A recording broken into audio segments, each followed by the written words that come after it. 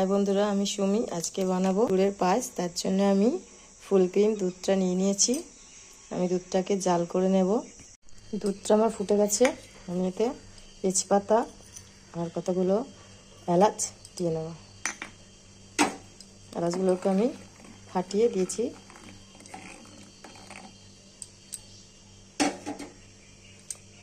आमी काजू किशमिशटा एखोनी दिये देब।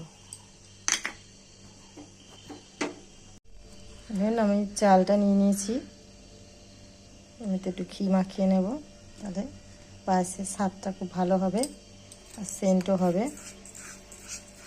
পায়েস আমি 100 থেকে 150 গ্রাম নিয়েছি চাল। একটা চামচ দিয়ে ভালো করে চালটার মধ্যে ঘিটা মাখিয়ে নেব। তো ঘিটা মাখিয়ে দেব।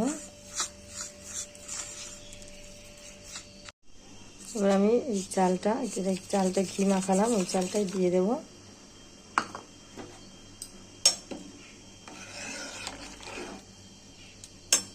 দেখুন বন্ধুরা, এই পাটালিটা দিয়ে এই গুড়টা দিয়ে আমি পায়েসটা বানাবো। তার জন্য আমি এটাকে ভেঙে নেব, টুকরো করে নেব।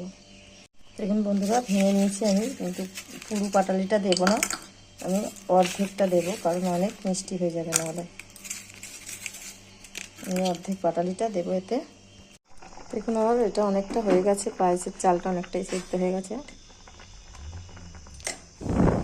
তো আমি এবার গুড়টা দিয়ে দেব। আমি তো এখনই চিনি দেব না, কারণ কতটা মিষ্টি সেই অনুযায়ী আমি চিনিটা দেব এতে। দেখুন আমি এই গুড়টা দিয়েছি, অনেকটাই মিষ্টি হয়েছে, আর অল্প একটু চিনি দিয়ে দিলাম। বেশি চিনি দেব না, কারণ অনেক মিষ্টি হয়ে যাবে। মিষ্টিটা স্বাদ অনুযায়ী আপনারা যারা যেরকমভাবে খান সেরকমভাবে দেবেন। শীতকালীন গুড়ের পায়েস সবাই ভালোবাসে, বাচ্চা থেকে বয়স্ক। আপনারা বাড়িতে বানাবেন এইভাবে। এখন বন্ধুরা হয়ে গেছে এটা। আমি একটু উপর থেকে নলেন গুড়টা দিয়ে নেব, অল্প দেবো, কারণ মিষ্টি হয়ে গেছে অনেক। আপনারা কম মিষ্টি খেলে কম দেবেন। ভালো লাগলে চ্যানেলটাকে আমার সাবস্ক্রাইব করে দেবেন, লাইক শেয়ার কমেন্ট করবেন। দেখুন বন্ধুরা, পায়েসটা আমার রেডি হয়ে গেছে।